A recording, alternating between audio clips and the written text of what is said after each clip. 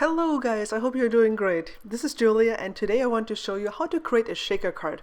I'm going to be using this tree from the Darling Friends stamp and die set that Pretty Pink Posh released in cooperation with Simon Says Stamp for Stamptember. So if you have this set and it's still available for purchase, then you can create a Christmas card from it.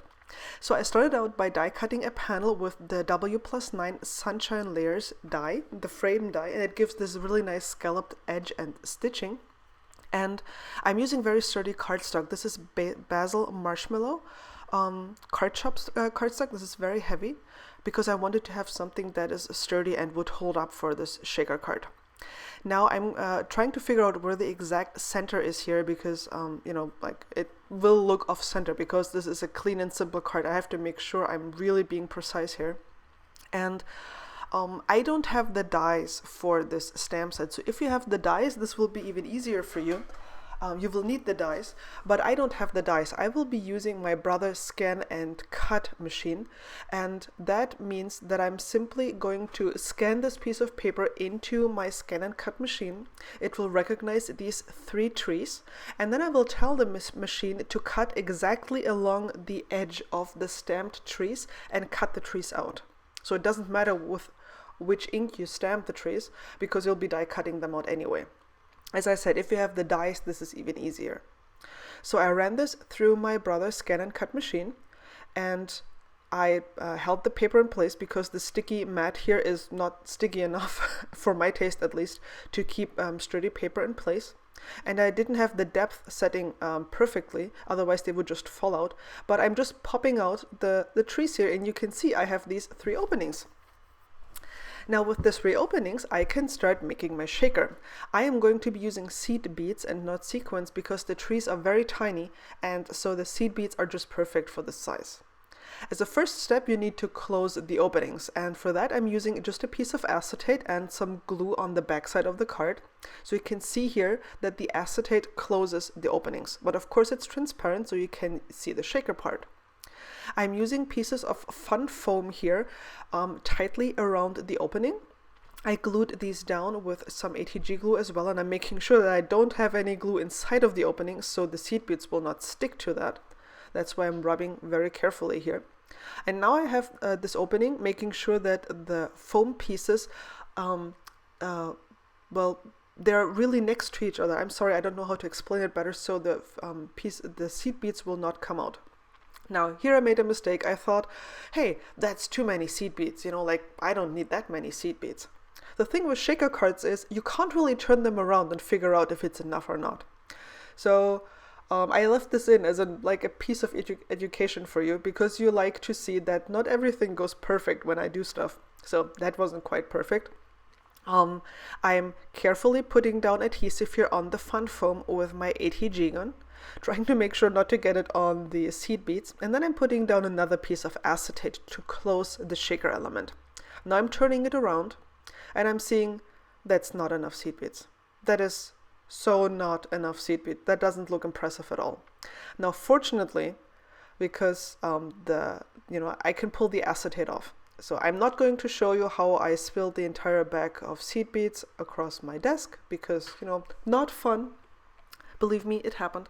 But I'm just pulling off the piece of acetate here, and then I'm carefully, somewhat, putting in more seed beads.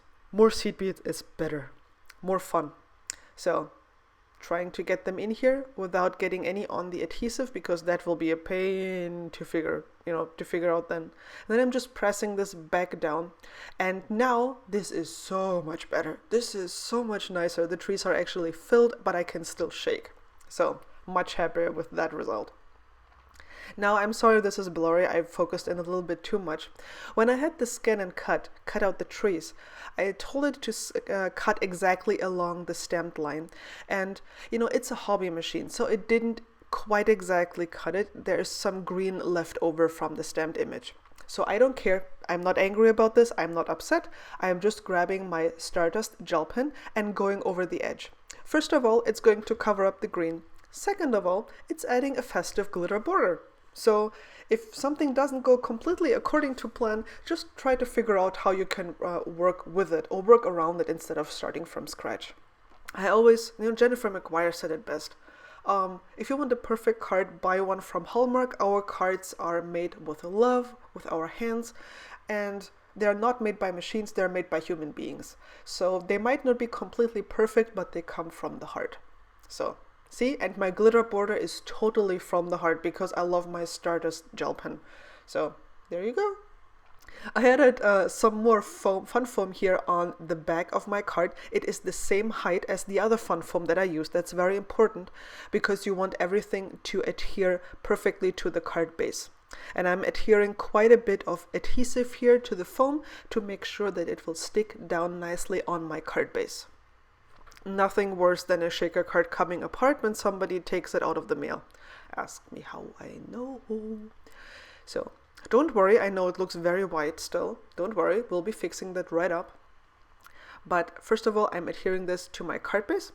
And then I'm stamping a sentiment by Mama Elephant from the Merry Greetings stamp set with VersaFine ink. I just love these greetings. You have the mix of this handwritten font and the printed font, and it just looks gorgeous on this card. Now, the color combination I like most for Christmas is green and gold. And I recently discovered gold star sequins in the Pretty Pink Posh shop. And of course I had to have them. So I ordered some of the smaller stars here, and I'm just going to adhere 3. An uneven number is oftentimes pleasing to the eye, as Christina Werner and Jennifer McGuire keep telling us, and it's true. So I'm using some glossy accents with my fine tip applicator here, just to put down a tiny little bit of glue and then adhere the stars. You will see that I will embellish the card even a little bit more after I'm done. But here, first of all, you can see the finished card. It's super shakery, but it's still clean and simple, and it looks really gorgeous in real life. I'm quite happy about how the card turned out. And you can see that you can use your summer stamp and die sets perfectly for Christmas cards as well. Now here you can see the nice glittery border that I added, and there's a little bit of green shining through, but really, this is a close-up. You don't really notice it in real life. Like, I don't know, I don't mind. And here you can see that I took my Stardust gel pen and added a trail of dots to the star, so it looks like the star is shooting across the card.